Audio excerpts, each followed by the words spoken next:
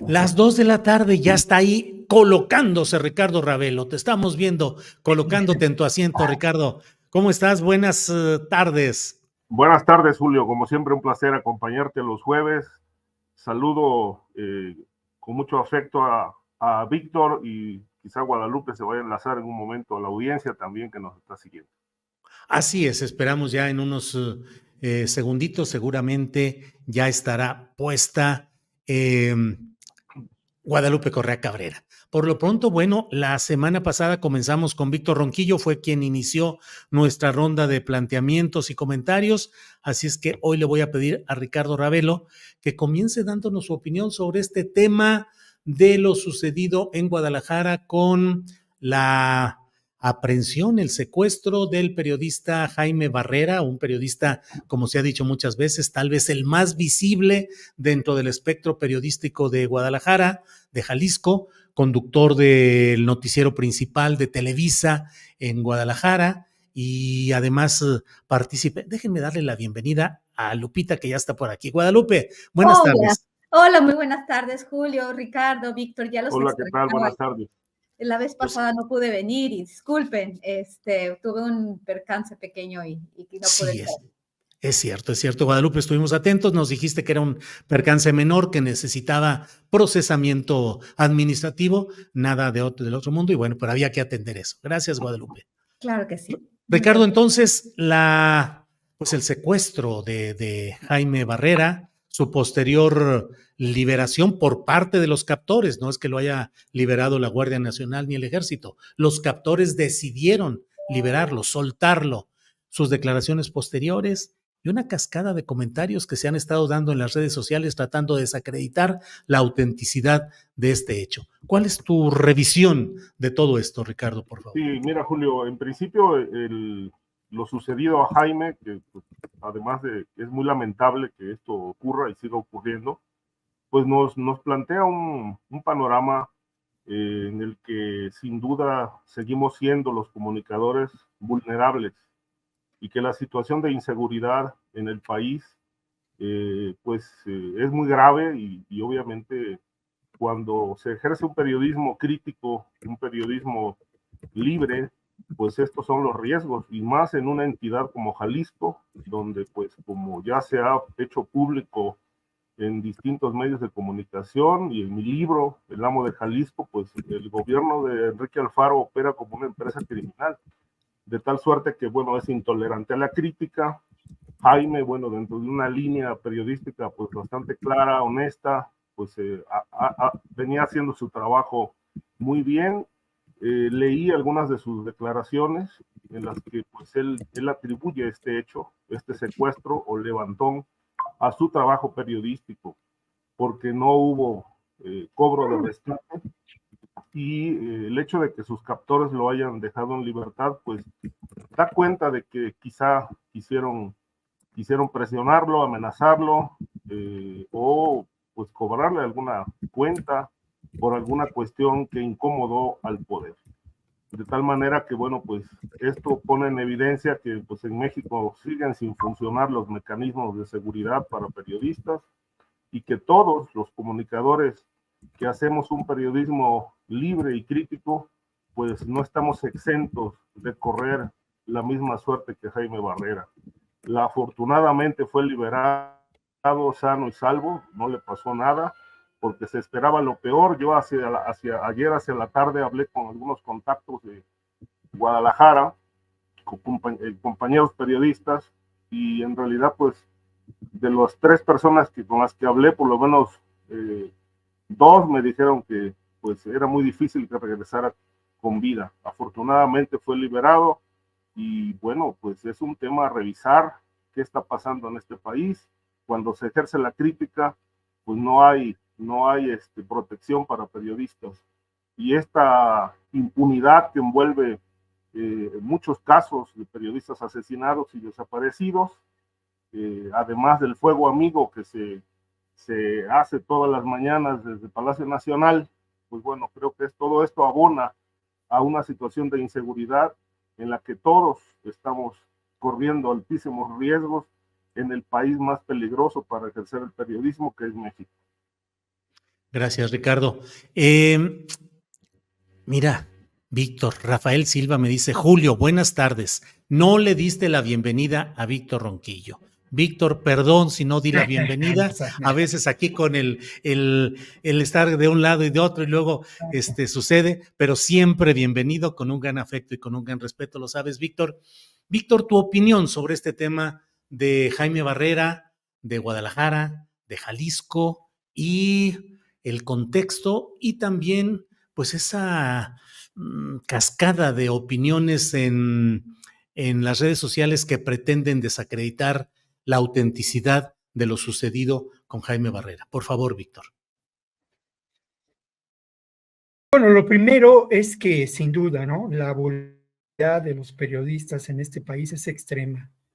No solamente sufrimos el abandono por parte de lo que podrían ser las instancias que tendrían que preservar nuestro en términos de la gobernanza, ¿no? Pues, que en las que nos encontramos en el abandono, ¿no? Y por otro lado, también hay que decirlo, pues las empresas en las que trabajamos a lo largo de décadas y en donde pues es muy realizar un trabajo auténtico de periodismo, de investigación, como el que pudimos hacer hace algunos años, ¿no? Es muy difícil. Luego lo otro, pues llama las características en que se lleva a cabo esto, ¿no?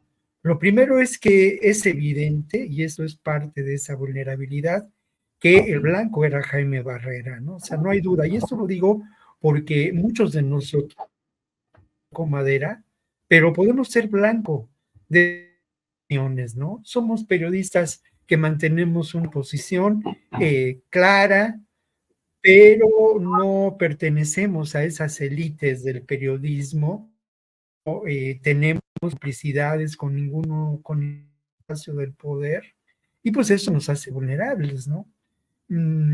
Lo otro que también es notorio en este secuestro es la manera en que se lleva. Habla Jaime de una mecánica, es una mecánica así para un secuestro, para un levantón, muy establecida, obviamente era lo que se buscaba. Y luego ya en sus declaraciones, preguntarle quién le encargaba que hablara de determinados temas, ¿no? En sus artículos, Jaime, más que en su presencia en la radio y en la televisión allá en Guadalajara, habla de las acciones en términos del crimen organizado. Sobre todo ha señalado en distintas ocasiones, parte de la realidad, al cártel Jalisco Nueva Generación y sus intereses, ¿no? Tal parecería, y esto es lo primero que uno puede pensar, que el cártel Generación, pues es quien se come y le advierte que deje de hablar y que deje de, pues, oír las indicaciones que alguien le da. Pero obviamente esto habría que pensarlo dos veces. Habría que pensar a quién corresponde a este hecho, que sin duda también es un hecho de provocación. ¿A quién le interesaría señalar otra vez y muchas veces a este cártel Nueva Generación? Lo que es muy lamentable, un poco con lo que cierro mi comentario, pues esa vulnerabilidad en la que nos encontramos, ¿no? Y obviamente decir que cualquier ataque a nosotros como personas es a la información del conjunto de la sociedad. Bien, Víctor, gracias. Víctor, ha estado con problemas de continuidad tu voz y tu imagen.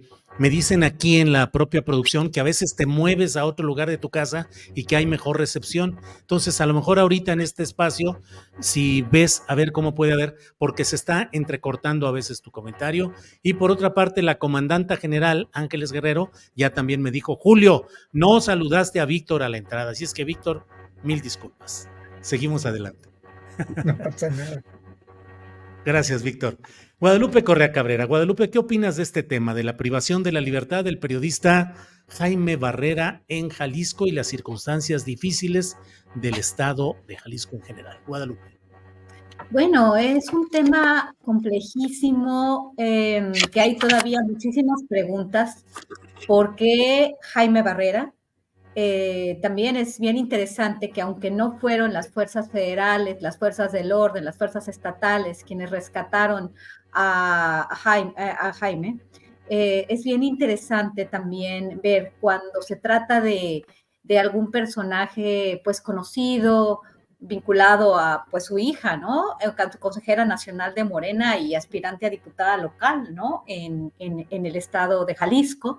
Esto también a veces acelera este tipo de cuestiones, ¿no? Y la aparición, no sabemos realmente qué pasó, ni él mismo sabe, ¿no? Tuvo un poco acercamiento a sus captores. Él habla de que posiblemente lo querían intimidar, ¿no? Fue como porque realmente no le hicieron, no lo mantuvieron, no lo dejaron secuestrado, no pidieron dinero, no lo amenazaron directamente. Realmente hay muchas más preguntas que respuestas. Yo entiendo la problemática de lo que se llama Cártel Jalisco Nueva Generación. Y una vez más, quisiera mencionar el hecho de que hay que entender realmente a mucho más detalle cómo opera ese llamado Cártel Jalisco Nueva Generación, que definitivamente existe, pero en un momento, cuando las cosas eran de otro modo y tuvimos yo en particular, porque Ricardo, sin deberla ni temerla, fueron hace muchos años, cuando escribió el libro de Los Zetas, La franquicia criminal, y le llamó a los Zetas una franquicia criminal. En ese momento yo tenía otra percepción de los Zetas que la plasmé en mi libro, pero me acuerdo, cada vez que pienso en el Cártel Jalisco Nueva Generación, me acuerdo de ese libro y de esa idea de la franquicia criminal. Y a veces me parece que el Cártel Jalisco Nueva Generación es una franquicia criminal, como en ese momento lo presentó Ricardo Ravelo. Y esto de vincular al Cártel Jalisco Nueva Generación con este secuestro, no express, pero este secuestro rápido de un comunicador, que definitivamente tiene todas todo lo que se dijo anteriormente por mis dos colegas es correcto, porque no es el único y no será el último definitivamente, y mucho menos ahora que se está politizando este tema y ya no sabemos lo que es real y lo que también se hace o que se hará para abonar a una campaña sucia. Tenemos que ser un poco más cuidadosos en el sentido de vincular esto con lo que se llama Cártel Jalisco Nueva Generación. Tenemos que entender mejor qué es el Cártel Jalisco Nueva Generación y de nuevo las autoridades a nivel estatal, a nivel local y a nivel federal nos deben dar respuestas que no se están dando en muchísimos otros casos y en muchísimas partes del país. El caso de Jalisco es muy delicado por muchas cosas que han sucedido en diferentes partes del estado. Ricardo las describe muy bien en su último libro y bueno, también se han ido dando más, ¿no? Y esto es muy, muy, muy delicado. ¿Qué está pasando en Jalisco? ¿Y qué está pasando en otras partes del país? ¿Y por qué cuando se trata de una persona conocida, pues hay más posibilidad de encontrarlo? O de que los captores puedan decir, esto es un caso muy caliente, me están calentando la plaza, nos la estamos calentando demasiado. Creo que hay más preguntas que respuestas y desafortunadamente las autoridades no nos han podido dar una respuesta al tema de la seguridad en el país. No en Jalisco, en el país en general. Gracias. A ti, Guadalupe. Ricardo Ravelo, Guerrero, el estado de Guerrero, ya lo sabemos, el asesinato del normalista, la fuga del policía acusado de ser quien disparó, protestas desbordadas en varios casos, las posturas del propio presidente de la República en relación con todo esto, la solicitud de que desaparezcan poderes en Guerrero que hizo la oposición en el ámbito legislativo con una respuesta enérgica de Félix Salgado Macedonio. ¿Qué opinas de todo esto que está sucediendo, de este conjunto de factores en Guerrero, Ricardo? Sí, Julio. Bueno, Guerrero evidentemente está enfrentando una grave crisis de inseguridad, como lo hemos venido constatando en los últimos años. Es un estado donde las autoridades no solamente están implicadas en negocios, en el tema del crimen organizado, sino que además existe un absoluto desgobierno en esa entidad. Prueba de ello es los frecuentes asesinatos, masacres que se han presentado en la entidad y un gobierno que no responde a las a estas exigencias de la gente sobre seguridad, sobre paz en esa entidad. Evidentemente, el caso último del asesinato del normalista, pues puso ya en evidencia de qué tamaño es el problema y sobre todo la participación de policías en este tipo de actos, de eventos que pues, son muy lamentables, y el silencio de la gobernadora, que prácticamente pues no dijo nada durante 3 días hasta que el presidente pues hizo un pronunciamiento, primero en un sentido y luego en otro. Primero se dijo porque ahí se basaron en un informe que entiendo fue falso, informe de la Secretaría de Seguridad que decía que el joven había disparado contra el retén policiaco y que además andaba drogado, lo cual, bueno, posteriormente se desmintió, pero bueno, a esos extremos llega la autoridad, ¿no? De inventar versiones para justificar actos criminales, hasta que, bueno, finalmente el presidente pues dijo lo que realmente ocurrió, que en realidad el chico no iba drogado y tampoco disparó, sino que más bien fue atacado por uno de los policías que posteriormente pues se fugó. El caso, ante esta situación verdaderamente de impunidad que impera en Guerrero, pues lo tuvo que atraer la Fiscalía General de la República para poder llevar a cabo una indagación profunda y llegar digamos, al meollo del asunto y castigar a los responsables. Esto, desde mi punto de vista, también da cuenta de que la policía en Guerrero es un elemento más de este grave problema que enfrenta la entidad. Es una policía cartelizada, una policía que no está supervisada a fondo, y que, bueno, si así actúan los elementos de tropa, pues ya no queremos imaginar de qué nivel es la corrupción que impera en las estructuras de seguridad. Y obviamente esta impunidad que envuelve a la entidad, pues es una invitación constante para que se siga delinquiendo y se sigan generando asesinatos, desapariciones. El planteamiento de desaparecer poderes, pues ya se había hecho, ¿no? En otras entidades, y nunca se ha logrado realmente determinar un estado de excepción en Guerrero, pero ya en Guerrero se imponen medidas verdaderamente drásticas, no solamente a nivel del crimen organizado, sino también a nivel de la estructura de poder. Es un gobierno verdaderamente irresponsable el que encabeza Evelyn Salgado, y obviamente ante estas falta de pericia, falta de tacto, falta de sentido para llevar a cabo un buen gobierno, pues bueno, tenemos una violencia desbordada e imparable. Bien, gracias, Ricardo. Víctor Ronquillo, que estoy más que regañado por no haberte saludado. Víctor, ¿de qué se trata? Digo, la mera verdad, ya todo el mundo, ¿por qué no lo saludaste y todo? Ya perdónenme la vida, fue error, fue ni modo, me equivoco. Nunca habrá una falta de respeto ni remotamente de mí hacia Víctor, más que una equivocación. Pero bueno, Víctor, ¿cómo ves este tema de Guerrero? Tenemos unas fotografías, solo ya lo comentamos antes, pero están las fotografías de Monreal, que ha puesto un tuit en el cual dice: recibí en el Senado a las madres, los padres y familiares de los 43 normalistas de Ayotzinapa, respondiendo a una petición que me hicieron para ser atendidos. Digo, la verdad es que pues son fotografías muy claras en las que hay un diálogo, ahí se ve. Saludo directo del propio Vidulfo Rosales con Ricardo Monreal, y bueno, pues ya iremos viendo. Ahí están las fotos, miren, ahí están las fotografías de lo sucedido hoy. Dice que ellos pidieron ser atendidos y que adelante. Bueno, en general, ¿cuál es tu opinión, Víctor Ronquillo, en general de todo este tema, por favor? Bueno, lo primero, mira, es que es una coincidencia, entre comillas, coincidencia muy desafortunada, que horas después del portazo al Palacio Nacional y de todo lo que se desató ante la exigencia de una reunión con el presidente por parte de los padres de los 43 desaparecidos, se dé este hecho tan lamentable. y habría que pensar qué elementos encontramos, a quién beneficia este hecho si lo vemos como un acto de provocación. Y creo que es evidente que beneficia a los sectores más oscuros de Guerrero y también a los sectores más oscuros en las instancias del poder político en este país.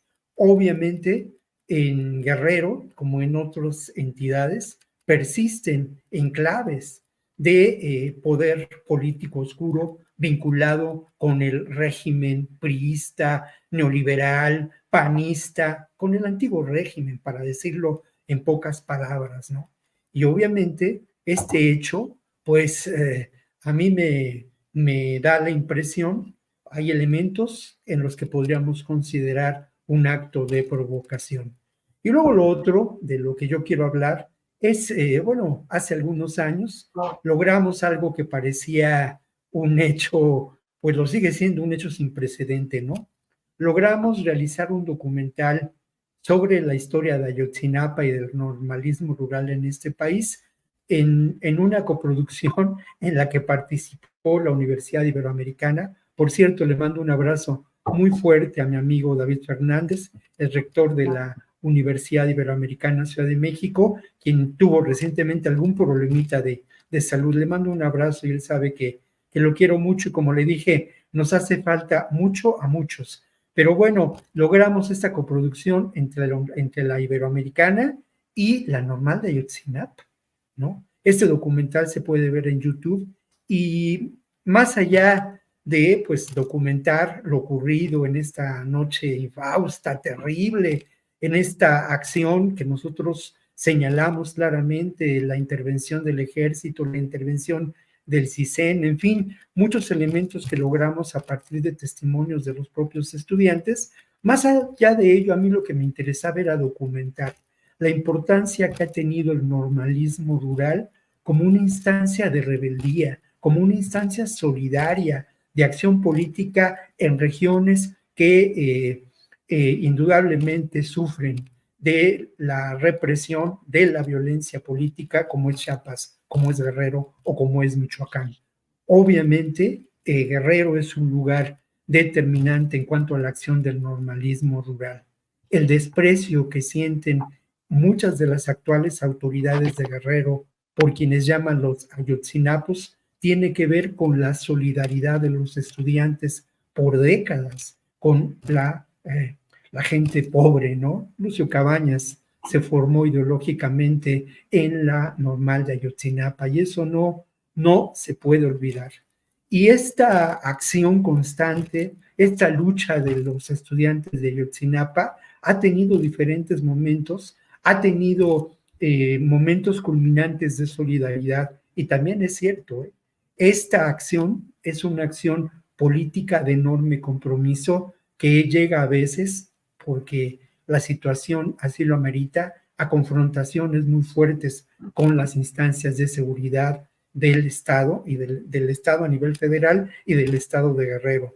Uno puede contar el número de estudiantes asesinados de Ayotzinapa en las últimas décadas, 7, 8, más allá de los 43. Y obviamente todo ello tiene que ver con esta labor que han realizado como estudiantes. Y luego, en este documental, platicamos con unos ex estudiantes de la Normal de Ayotzinapa, trabajando ya en comunidades rurales en distintas regiones del estado de Guerrero, pues con una auténtica heroicidad, comprometidos con las causas más justas y convirtiéndose en muchos sentidos en, pues, hasta la conciencia moral, política de las comunidades. Impresionante ese trabajo y un poco este documental, pues más allá de lo que de mucho hicieron, por fortuna, varios documentales donde se estableció claramente la responsabilidad de instancias pertenecientes al ejército. El documental de Temores Greco es una maravilla y lo recomiendo mucho, pero este documental tiene ahora sí que ese sentido, ¿no?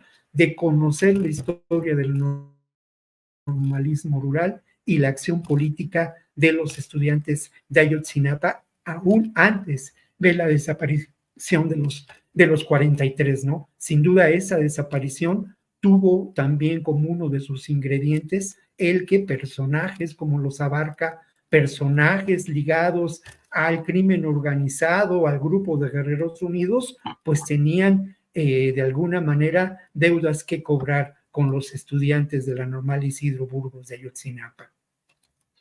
Bien, Víctor.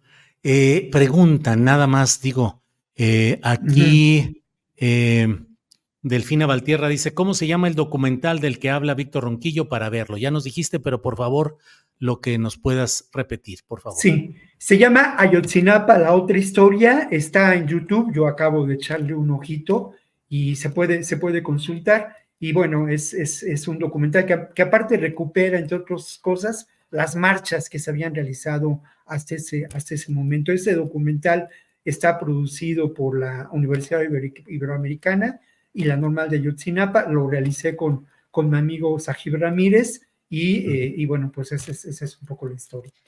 Bien, gracias. Guadalupe Correa Cabrera, permíteme nada más dar esta información. Está publicada en SPR Informa, en el Servicio de Información del Estado mexicano. Dice, última hora, la gobernadora de Guerrero, Evelyn Salgado, informó que con relación al asesinato del normalista Yankee Cotán el pasado 7 de marzo y en un acto de responsabilidad social, recibió y aceptó las renuncias del secretario general de Gobierno, Ludwig Marcial Reynoso Núñez, del secretario de Seguridad Pública, Rolando Solano Rivera, y la solicitud de remoción del cargo de la fiscal Sandra Luz Valdovinos Salmerón. Además, la mandataria afirmó que su administración reafirma su compromiso con la colaboración, abonando a una investigación imparcial con el fin de, así lo pone, entre comillas, el comunicado que estoy leyendo, con el fin de buscar la justicia. Pues sale el secretario general de Gobierno, Ludwig Marcial Reynoso, el secretario de Seguridad Pública, que es un general brigadier que fue instalado en un acto inusual porque al cambio de un miembro de un gabinete estatal, por más que sea secretario de Seguridad Pública, no deja de ser un integrante de un gabinete estatal, acudieron a ese acto el secretario de la Defensa Nacional, Luis Crescencio Sandoval, y la secretaria de Seguridad y Protección Ciudadana, Rosa Isela Rodríguez. Pues crisis política y cargos que caen, ¿hasta dónde y con qué responsabilidad? Guadalupe, tu opinión, por favor. Interesantísimo, interesantísimo. Bueno, obviamente la presión llevó a esta decisión, pero me llama la atención. Yo creo que esto se derivó de algún llamado quizás de Palacio Nacional. Andrés Manuel López Obrador ha sido enfático en varias cuestiones que también nos dejan otra vez muchísimas dudas. Cuando fue el portazo en Palacio Nacional, si tengo bien entendido, porque yo estaba muy cerca de ahí, Yankee Cotán era parte fue parte de esto, ¿no? Y este caso se ha utilizado también por parte de la oposición. Tenemos pues muchas preguntas con relación a por qué se fugó uno de los agresores, ¿no? ¿Qué fue lo que pasó? Desde dentro del gobierno, finalmente sabemos que Evelyn Salgado no estaba capacitada para gobernar el estado, quien no iba a ser era su padre, y al final fue plan B, y un plan B también muy fuera de lo que hubiéramos pensado, ¿no? No fue una persona que era de toda la confianza del candidato a gobernador en el partido Morena en el estado, sino la hija de quien fuera el candidato a gobernador, Félix Salgado Macedonio, que también ha tenido, pues se le ha relacionado con delincuencia organizada o con vínculos con delincuencia organizada. Todos los políticos de mayor nivel en estados de este tipo, pues tienen alguna relación o han tenido alguna relación directa o indirecta con cierto tipo de personajes oscuros, simplemente por ocupar los espacios públicos que ocupan.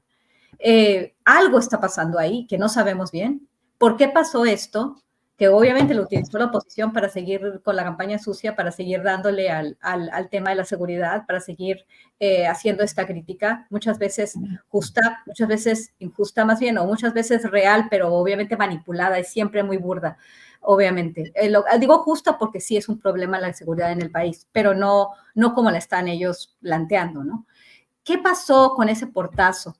Entiendo que el tema de Ayotzinapa es un tema muy delicado, que no se ha dado realmente la atención de ninguna manera, no se ha develado, no ha habido voluntad política para realmente saber dónde están los desaparecidos, para dar respuesta a las familias. Creo que las familias tienen la, pues tienen la rabia y tienen toda la, de la posibilidad de hacer lo que se está haciendo. Pero también sabemos que en este tipo de movimientos sociales genuinos, también hay personas infiltradas que tienen agendas políticas que los politizan y que mueven a la opinión pública de cierta manera.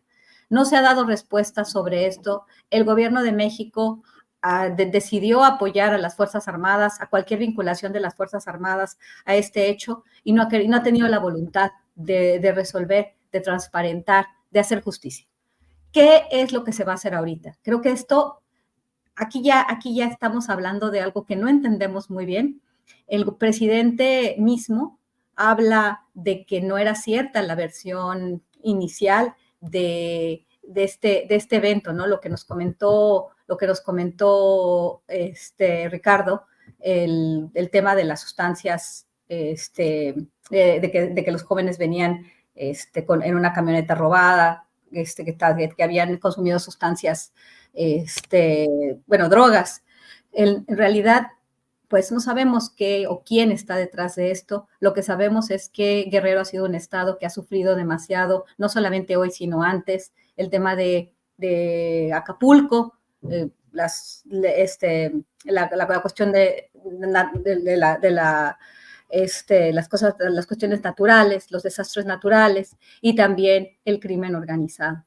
Si está sucediendo esto, creo que es un paso, me imagino, para saber qué ha pasado, pero creo que esto también, como dije antes, viene desde Palacio Nacional. Aquí parece que hay más preguntas también por parte del presidente. El presidente también se pregunta, pero por otro lado, estas aguas grises tienen que ver con la falta de voluntad del mismo presidente, del gobierno mexicano, para resolver este tema y darle una solución y hacer justicia por la masacre de Ayotzinapa. Esto ya le está reventando en la cara al gobierno de la Cuarta Transformación, que prometió transparentar y creó una fiscalía especializada para resolver este caso que no ha sido resuelto.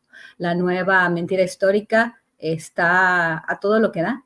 Y bueno, ¿qué se espera? ¿Qué más se espera, no? Porque obviamente, ¿qué puede esperar el gobierno federal si ellos se han metido en esto, no? Este portazo legítimo por lo que ha sucedido, pero ¿quién está detrás, no? ¿Quién está también tratando de causar más problemas en este sentido? A mí esto realmente no me da buena espina y ojalá se investigue. Me parece un acertado que se haya tomado la decisión de limpiar las estructuras, por lo menos desde arriba, y vamos a ver qué es lo que sucede en el estado de Guerrero y con el tema de Ayotzinapa, que definitivamente es una vergüenza nacional, y es una vergüenza nacional que no se quiera tocar al ejército ni con el petróleo de Narros.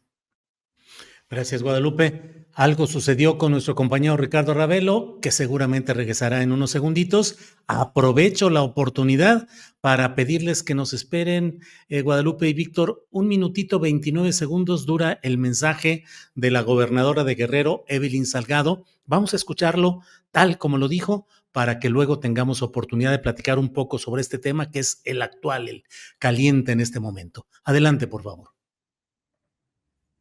Con relación a los lamentables hechos ocurridos el pasado 7 de marzo, esta administración reafirma la total disposición y absoluto compromiso de mantener su colaboración con las instancias correspondientes, abonando en todo momento a una investigación imparcial y a la búsqueda de la justicia. En este sentido, en un ejercicio de responsabilidad moral y coadyuvando para la garantía de un proceso transparente, he recibido y he aceptado las renuncias del secretario general de Gobierno, maestro Ludwig Marcial Reynoso Núñez, del secretario de Seguridad Pública, general Rolando Solano Rivera, y en el transcurso del día daremos a conocer a las personas que estarán al frente encargadas de despacho de cada dependencia. Hago de su conocimiento que con base en mi facultad constitucional notificaré a la maestra Sandra Luz Baldovino Salmerón su remoción del cargo de Fiscal General del Estado, realizando el proceso administrativo y jurídico correspondiente, al tiempo de dar vista al Poder Legislativo Estatal. En Guerrero hay un gobierno y una gobernadora que se mantienen firmes. Pues ahí está el mensaje directamente tal cual. Ricardo Ravelo, ¿qué opinas de estos datos que están surgiendo apenas? Guadalupe Correa Cabrera dice algo que yo comparto. Algo está sucediendo, algo está pasando en todo lo que estamos viendo. La muerte del normalista que estuvo en primera línea del portazo en Palacio Nacional, luego la excusa, la narrativa que quisieron imponer de que habían disparado, que era un enfrentamiento, que iban tomados, que había drogas, todo ello, luego la fuga del presunto asesino. ¿Cómo ves todo esto, Ricardo Ravelo? Y bueno, fue en principio una mala estrategia pretender confundir a la opinión pública, mintiendo a través de un informe, como se citó hace un momento por mi parte y por parte de Guadalupe, un informe falso de la Secretaría de Seguridad que pues daba cuenta de que el joven o los jóvenes normalistas habían disparado, que llevaban drogas, etcétera. Fue un intento evidentemente fallido de confundir a la opinión pública con información falsa. Posteriormente, insistí en la intervención anterior que el presidente hizo la corrección, él la adelantó sin entrar mucho en detalles porque dijo que era parte de una investigación, pues que en realidad se había tratado de un abuso de autoridad por parte de las policías que participaron en este lamentable hecho.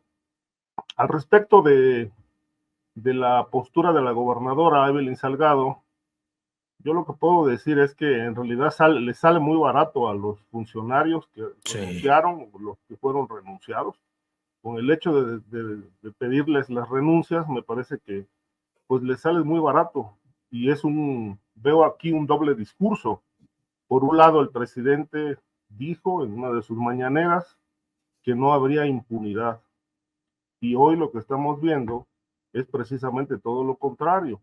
Es decir, entregan la renuncia y pues ahí nos vemos, ¿no? Y el asunto y la investigación es como para pues procesarlos, por lo menos al secretario de Seguridad Pública, que es el responsable de las policías, pues ya debería estar declarando en la Fiscalía General de la República. Es decir, si hay estas renuncias, quiere decir que hay una alta probabilidad de que haya habido una suerte de confabulación, de complicidad o de fallas, muchas fallas en la tarea de seguridad, como es evidente, y que obviamente está poniendo en evidencia a la propia autoridad. En este caso, pues se cae el secretario de Gobierno, se cae el secretario de Seguridad Pública, en fin, pero creo yo que el asunto no debe quedar ahí, sale muy barato. Es un tema mediático, publicitario, de que pues es mejor renunciarlos que procesarlos, es peor no hacer nada que hacer algo. Pero, insisto, esto no cambia la realidad de Guerrero, es decir, no se trata nada más de cambiar funcionarios por cambiarlos, se trata de ir al fondo de un gravísimo problema que es estructural, que no tiene una sola causa, que es multifactorial y que tiene que ver, desde mi punto de vista, con las complicidades que se han tejido en Guerrero entre altos mandos policíacos, políticos y el crimen organizado. Y estas redes, como Víctor lo citó anteriormente, estas redes lamentablemente están intocadas. La realidad no va a cambiar porque Si hay acuerdos con el crimen, pues evidentemente seguirá la guerra interna y la guerra entre grupos criminales en esa entidad. Bien, Ricardo. Víctor Ronquillo, ¿cuál es tu opinión a la luz de estas renuncias que anuncia la gobernadora Evelyn Salgado? Todo está mal hacia abajo, pero ella, la gobernadora, no tendrá ninguna responsabilidad. Ella no tendría también que poner su propia renuncia en dado caso, por un lado. Por otro, detalles, Víctor, que son muy llamativos. Recuerdo que cuando se dio la toma de posesión del general Rolando Solano, yo hice alguna serie de observaciones, entre otras, que se estaba retirando al capitán naval, que era el secretario de Seguridad Pública en Guerrero, que se le retiraba y que en la toma de posesión del nuevo funcionario había ido el titular de la Sedena, pero no el secretario de Marina. Simplemente algunos de esos datos que en su momento suenan extraños, pero que luego uno no sabe qué tanto puede haber verdaderos pleitos internos duros por posiciones de poder. Y me atrevo a preguntarme, Víctor, si acaso el propio presidente de la República, a la vista de la manera como se manejó esto en Guerrero, dio un manotazo fuerte, porque esto implica a un general brigadier en activo que fue colocado ahí por el propio secretario de la Defensa Nacional. En fin, choro mío, Víctor, pero lo importante es lo que tú nos digas. Tu comentario, por favor. Sí, yo creo que hay muchos elementos que tenemos que tomar en cuenta. Ya lo decía en mi anterior intervención. Mira, hay claramente algunas pistas que nos podrían hacer pensar en una confabulación, como lo mencionaba Ricardo, ¿no? Y esto nos tiene que hacer pensar en que, pues, este hecho no es una casualidad, lo vuelvo a señalar y lo subrayo. Y luego el otro elemento que es muy importante y que seguramente a partir de ahí tendría que iniciarse una investigación, es este policía, que es quien dispara. ¿Qué nexos? ¿De dónde viene? ¿Quién es? ¿O quién era? Porque a lo mejor lamentablemente pudo haber sido ya asesinado, ¿no? Pero creo que esta historia de este personaje podría revelarnos muchos de los elementos que tienen que ver con estas redes de complicidad que lamentablemente se dan en el estado de Guerrero y cuyo ejemplo más dramático es lo ocurrido en la noche de Iguala, ¿no? Este contubernio entre el ejército, el crimen organizado, el poder político, el viejo caciquismo, que lamentablemente es una constante no solamente en Guerrero, sino en diferentes regiones de nuestro país. Esa es la labor de inteligencia que tiene que desarrollarse en el próximo gobierno, ¿no? Desarticular estas instancias de enorme poder con todo lo que ello significa, ¿no? En ese ámbito y en ese espacio, desarticular estos espacios de enorme corrupción que propició el sistema político mexicano. Pero me parece también muy importante señalar que estos dos personajes, sin duda, a ellos se les debe fincar responsabilidades penales. Estamos hablando de fabricación de pruebas, estamos hablando de pues falsificación de hechos. Y luego, pues sin duda, hay que tomar en cuenta los tiempos. Evelyn Salgado tuvo conocimiento de lo que se pensaba hacer con este hecho criminal, con este homicidio. Y sin duda, ella avaló esta primera actuación. O sea, no puede ser que el secretario de Gobierno y el secretario de Seguridad Pública actuaran sin el conocimiento de Evelyn Salgado y de, pues, Salgado Macedonio, que al final de cuentas es el poder político o el rey detrás del trono, o el poder detrás del trono, o la mano que mece la cuna, como le queramos llamar. Pero hay algo más que es muy importante, y aquí recupero la información que se encuentra en el más reciente informe del Centro de Derechos Humanos, Tlachinolan. ¿Qué ocurre en Guerrero en estos momentos? Sin duda se está disputando espacios de poder económico, espacios de poder político entre diferentes grupos del crimen organizado. Es una disputa feroz, sanguinaria, y ha habido bajas en distintos ámbitos, entre ellas personas próximas y cercanas al propio frente que representan los Salgado, ¿no? O sea, el ex suegro, uno de los cuñados, o sea, esto es parte de una realidad que simplemente con recordar lo que ha ocurrido a partir de notas periodísticas, pues uno encuentra, ¿no?, una terrible realidad de lo que está pasando en Guerrero. Y a eso hay que añadir lo que se está disputando en términos de las candidaturas para las presidencias municipales. Ya lo señala este informe que yo recomiendo mucho, que se puede leer en las redes, como lamentablemente en Guerrero el poder auténtico pasa por el crimen organizado. Quienes gobiernan en los municipios de Guerrero, en todas las regiones de Guerrero, son lamentablemente los jefes de plaza, que lo hacen en muchas ocasiones, la mayoría de ellas, en contubernio con los presidentes municipales, ¿no? Esto es parte de una realidad dramática y esto se vincula a lo ocurrido con el caso Ayotzinapa en el pasado, porque lo que ocurrió tiene que ver con esta realidad que he intentado describir en estas pocas líneas.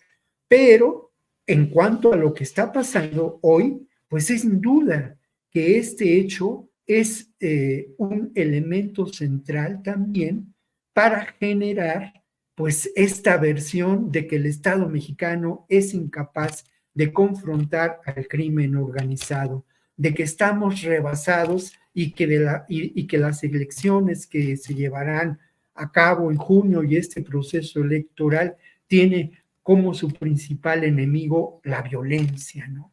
La incapacidad del gobierno, pues. Entonces, todo esto es un ingrediente y sí veo yo elementos de provocación, sin duda, y quiero decirlo, a los que sin duda, y yo comprometo mi persona, al que sin duda es ajeno Vidulfo Rosales, o sea, no, de ninguna manera puedo aceptarlo y tampoco puedo aceptar que sean los padres, pero sí creo que intereses oscuros instrumentalizan esta realidad y abonan a este espacio de desinformación y de irritación social. Víctor, gracias por tu participación. Mira, Ana Briceño, sí, perdón, sí, ahorita. Ana Briceño dice: siempre con los padres de Ayotzinapa, con su lucha contra Chinoyan, con los estudiantes pobres, verdad y justicia, nunca del lado de los asesinos. Sí. Don Arturo Lechuga Lozano dice: es casualidad que la expriista Mariana Benítez Tiburcio, colaboradora de Murillo Karam, se incorpora a Morena, Ayotzinapa y el estado de siempre. Por favor, Ricardo, adelante. Sí, solamente un apunte breve a lo que dijo Víctor, que me pareció muy interesante. En efecto, la guerra contra el crimen organizado en Guerrero implicaría también entrarle a la estructura de poder, porque la estructura de poder es el crimen organizado.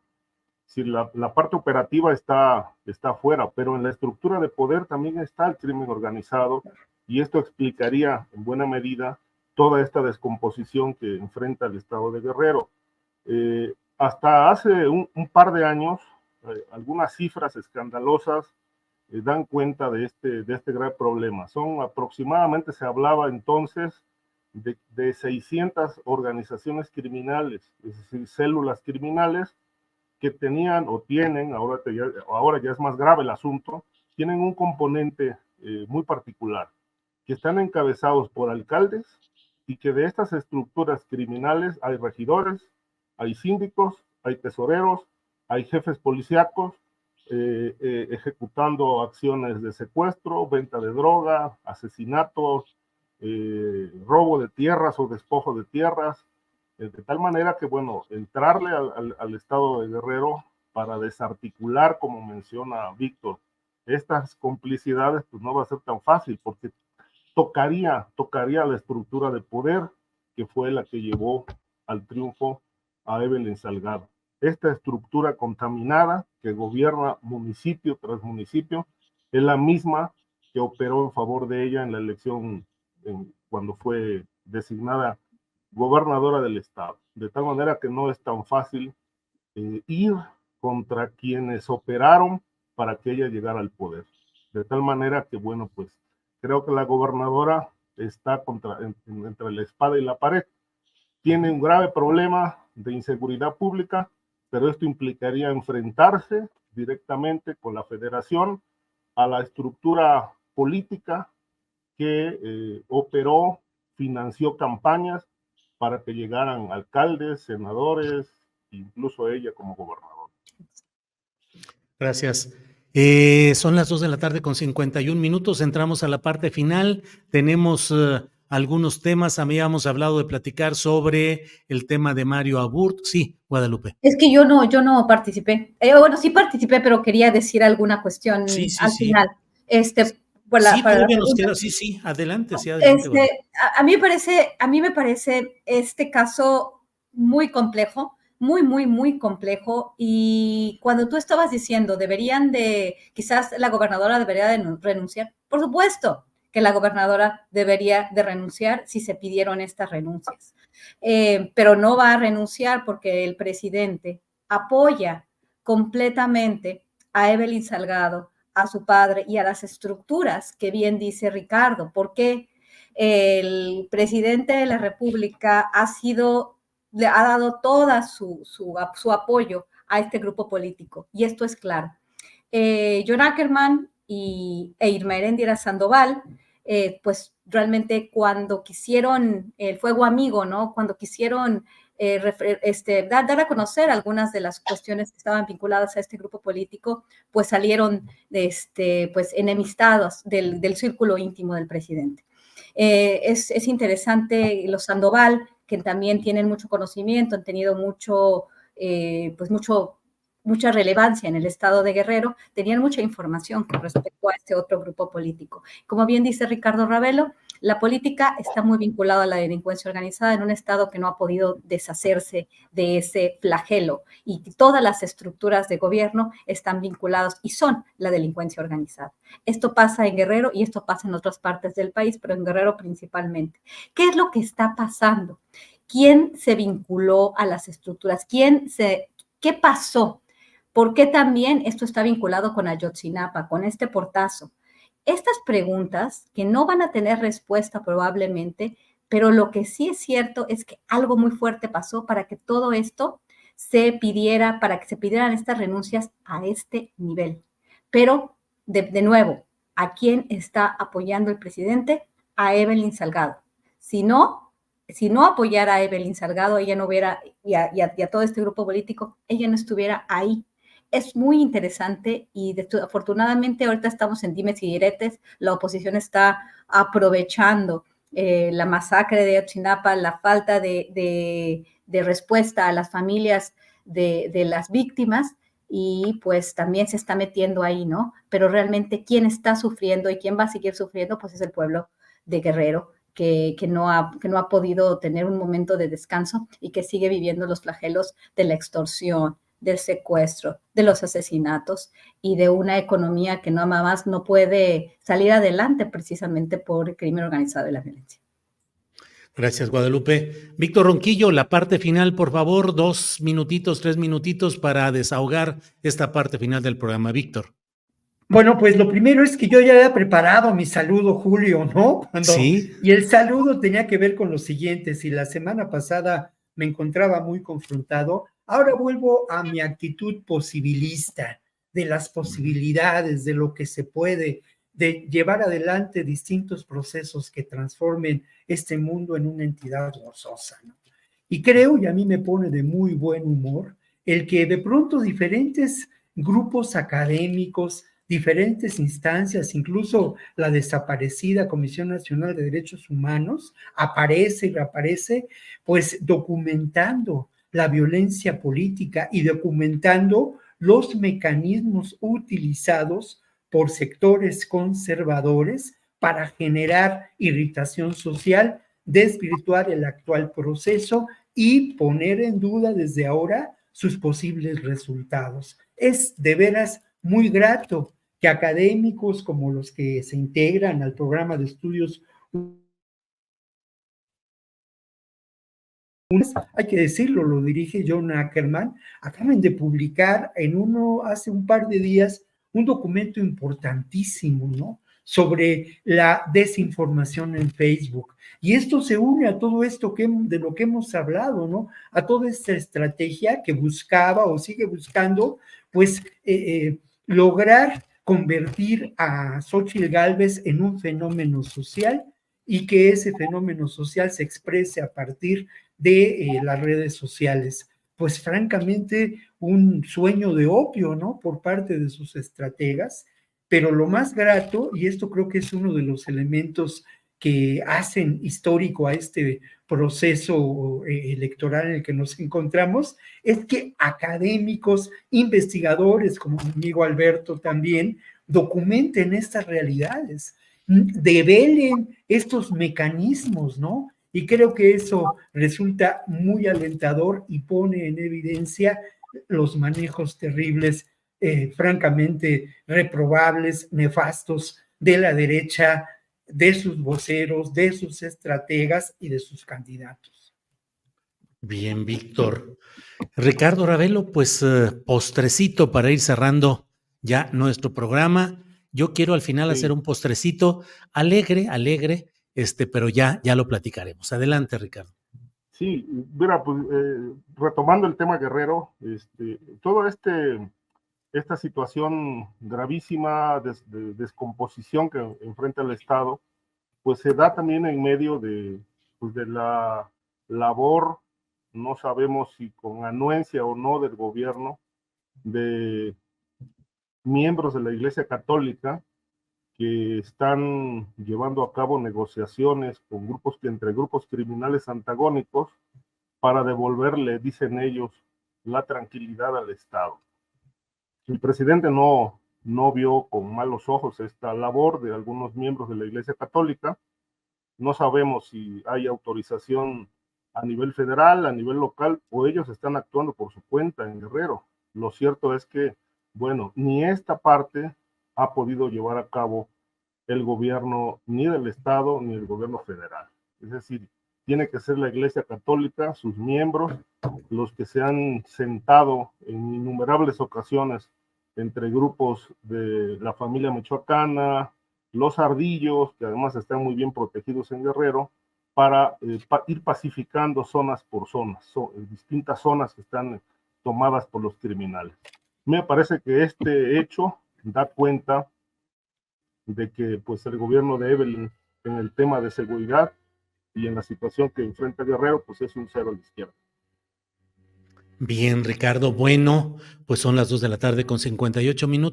Sí, Guadalupe, ¿quieres decir algo más? Es que yo era la última, ¿no? Yo era la Usted es la última. Claro que sí.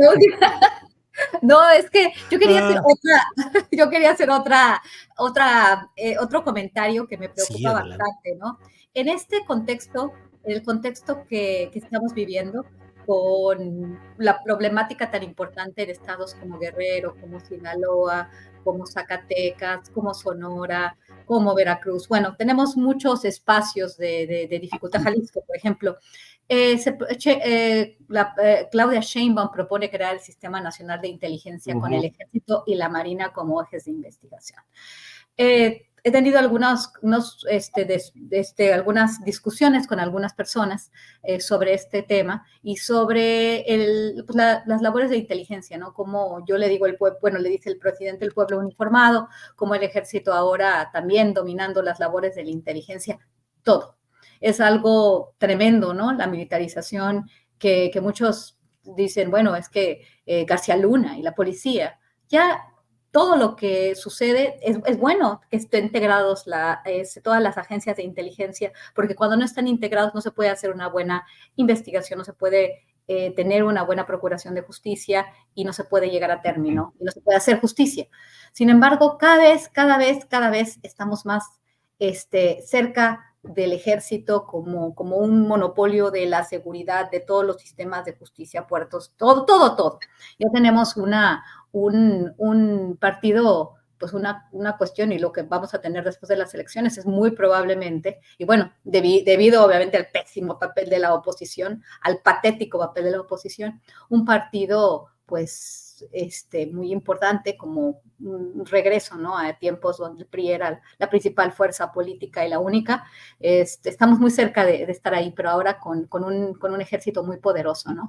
Y ni así, porque realmente cada vez tienen más espacio las Fuerzas Armadas y tenemos tantos problemas a nivel nacional con el tema de la seguridad. Me preocupa mucho que los militares sigan avanzando y que pues sigan avanzando y que tengamos estos resultados tan nimios y que pues sí, el pueblo uniformado, porque es un pueblo uniformado, por toda la configuración de las Fuerzas Armadas mismas, pues esté exponiéndose a vínculos con la delincuencia organizada, porque es la única fuerza que se va a relacionar con el crimen organizado, con los criminales, con los políticos que también son crimen organizado, y pues esa es la propuesta de la Cuarta Transformación. Y por el otro lado, la oposición, con una candidata a la presidencia que no está preparada para gobernar.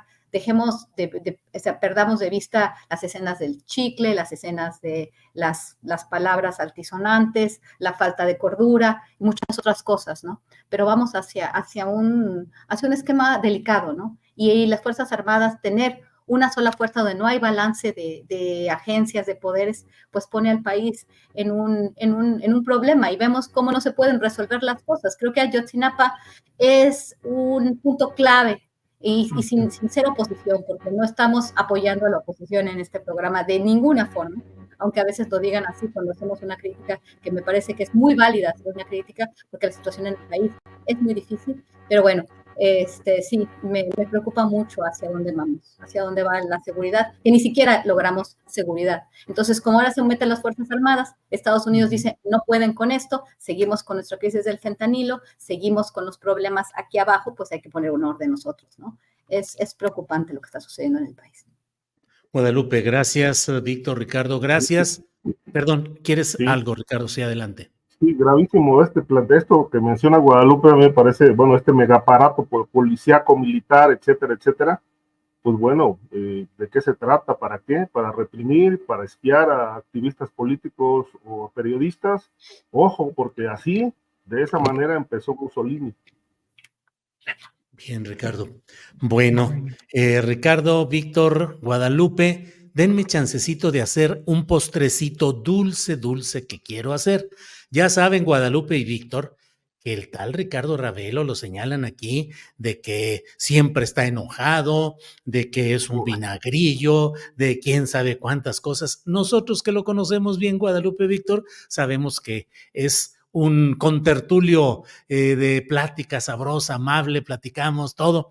Pero miren ustedes este lado de Ricardo Ravelo. Vean lo que puso en días pasados. Ay, sí. Ella es Viena, mi informante y bibliotecaria. Ay, Ahí sí, está hermoso. Viena. Luego, sea Nápoles, mi gato negro adorado, bebé agua del grifo. Así le enseñó Mahler. Otro gato entrañable. Órale. Y luego pone, ella es Nilo, rasguña la puerta de la recámara porque exige entrar. La adoro y es una belleza gatuna. Cuando entra a la recámara, imposible sacarla. Testigo de sueños y placeres. Y luego este otro que está aquí. Y ella es Nisa, hermana de Viena, gata rebelde, intrépida, contestataria, otro ser gatuno que arropa mis tramos de soledades. Ella me acompaña en mis desayunos, se acomoda en la canasta y observa con mirada fija. Nisa, la rebelde de los persas, ella es un punto y aparte. ¿Cómo ven? ¿Cómo ven? Y ella es Lot, otra compañera de vida, tiene 17 años, 1000 batallas a mi lado, sabe todo de mí, pero no habla. ¡Órale! Estos son algunos de los mensajes que puso Ricardo. ¿Qué pasa con todos esos gatos? Bueno, son los compañeros de todos los días, ¿no? Tus gargantas decir, profundas, los testigos de tus sí, inquietudes a la hora del tecleo. informantes, etcétera, etcétera. Sí, sí, son los gatos que me han acompañado en estos años y bueno, pues en total son 7. 7. Son 7, 7 gatitos y bueno, pues yo siempre he sido muy amante de los felinos Ujú. desde niño, de tal manera que pues siempre procuro tener uno o dos, pero ahora sí ya se me sumaron bastante. Bueno, pues quise poner ese detalle, no dejarlo pasar. Y bueno, pues ahora sí, Guadalupe, Víctor, Ricardo, muchas gracias y nos vemos la próxima semana. Nos vemos la Buenas próxima tardes. semana. Estés bien, Buenas buen fin tardes, de hasta semana. luego.